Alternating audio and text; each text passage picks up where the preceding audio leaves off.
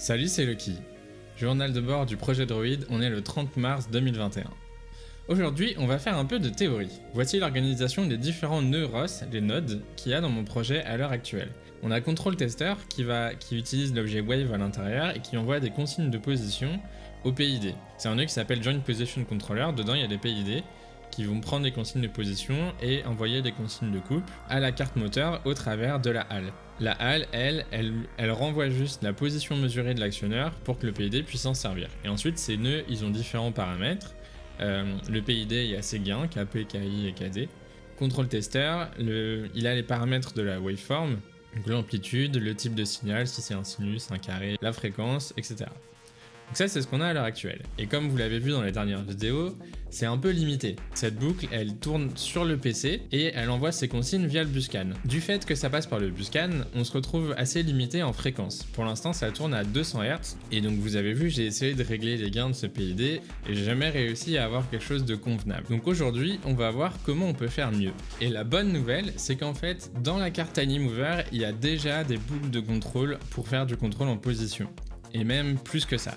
Donc je vous ai fait un magnifique schéma ici, et donc vous voyez qu'en fait on a plusieurs contrôleurs en cascade. Ça veut dire que la sortie d'un des contrôleurs, c'est l'entrée du suivant. On commence avec une consigne de position, avec juste un gain proportionnel cette fois, donc on n'a pas de gain intégral ou dérivé. Et ensuite, on a une boucle de vitesse, où on va prendre la vitesse mesurée. Un truc qui est intéressant par contre, c'est qu'on a ce qu'on appelle les termes de feed-forward, termes qui vont aider au contrôle. Et donc on peut en envoyer pour la vitesse, et aussi pour le courant directement. Donc en fait, ce que je faisais avant moi, c'est que toute la première partie de la boucle n'était pas du tout utilisée et j'envoyais directement le courant de feed-forward à la carte moteur en fait. Et là, on va essayer d'utiliser toute la boucle. Et à la fin, vous voyez qu'on a un gain pour la vitesse, un gain proportionnel, et on a aussi un intégrateur qui va intégrer la vitesse.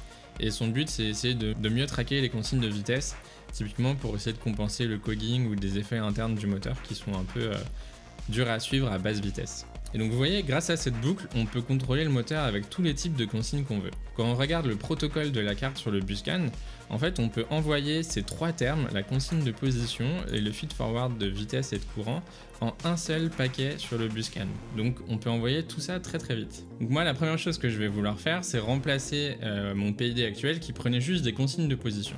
Donc là vous voyez, si en fait on met les feed-forward à 0, et qu'on met même le gain intégral à 0. Dans mon cas, je vais quand même le garder parce qu'il n'est pas très gênant.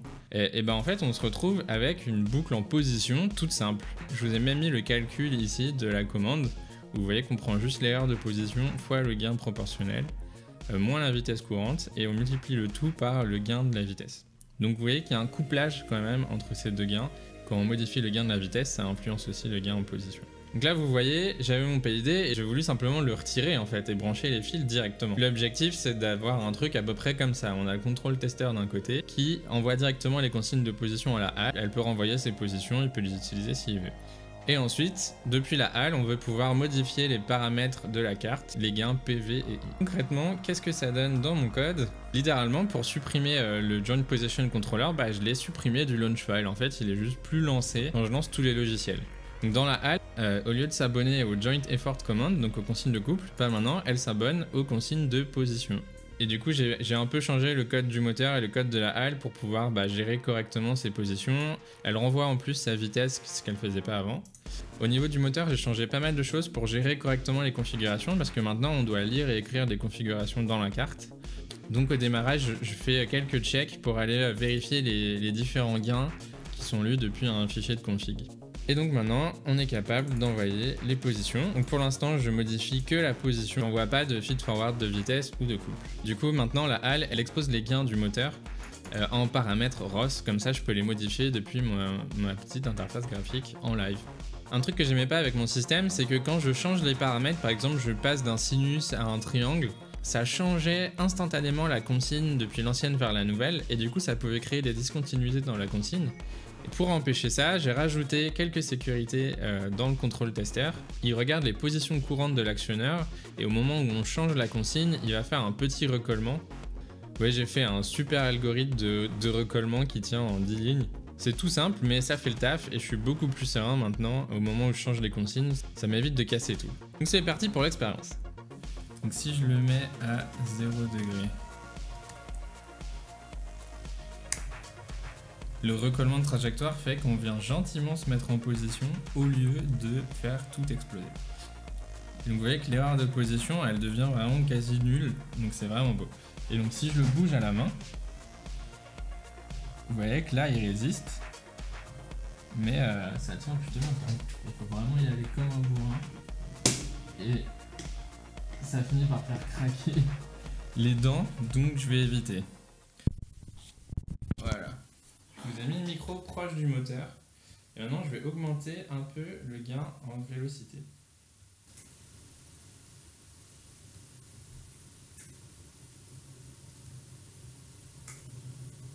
Vous sentez cette vibration là? Bah ça c'est le bruit, c'est le gain de vélocité qui fait ça avec le bruit. C'est cool hein? Et là, je remets à 0,1. Là on n'entend plus. Sur la courbe qui compare la consigne et la mesure, en fait c'est tellement proche qu'on a l'impression qu'elles sont confondues. Et à droite on voit l'erreur et vous voyez qu'elle reste en dessous de 1 degré d'amplitude. Alors maintenant on va faire un sinus un peu plus rapide. Hop là. On a eu le recollement et là maintenant on le suit.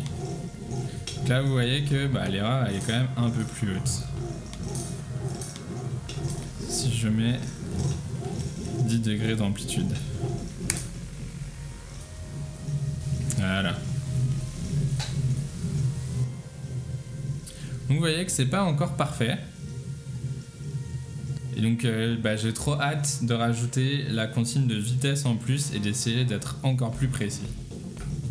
Sur un triangle c'est un peu vénère parce qu'il y a des grosses oscillations à cause de la gravité. Il y a un peu un effet ressort. Donc ouais, tout de suite c'est un peu plus bourrin. Donc c'est pour ça que c'est pas forcément pertinent de tester sur un triangle à très haute fréquence comme ça. Le sinus ressemblera plus à une vraie trajectoire. Regardez ça. C'est trop cool. Je vais goûter ça un peu là. Ça cracouille un petit peu. Et regardez, quand je fais disable, ça l'arrête en place. La différence est impressionnante et ça marche. Donc voilà, je suis super content. La prochaine étape, ça va être de rajouter le feed-forward en vitesse. Et là, j'espère pouvoir atteindre des performances encore meilleures. Mais il faut encore que je réécrive le code, donc ce sera pour la prochaine vidéo. Si cette vidéo vous a plu, n'hésitez pas à la partager à une personne qui s'intéresse à la robotique. On se retrouve bientôt pour un nouveau journal de bord. Transmission terminée.